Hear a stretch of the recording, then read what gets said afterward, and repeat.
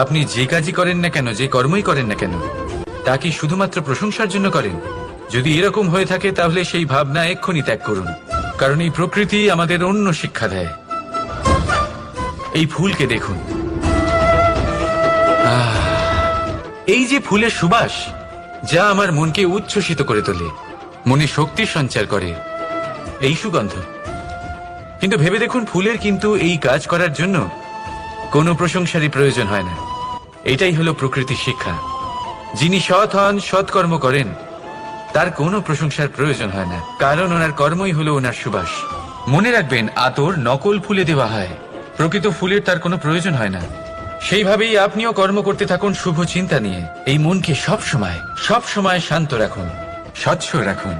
যদি এরকম করেন তাহলে আপনার কর্ম এমন সুবাস ছড়াবে যে আপনার জীবনে শুধু এবং শুধুমাত্র আনন্দই থাকবে।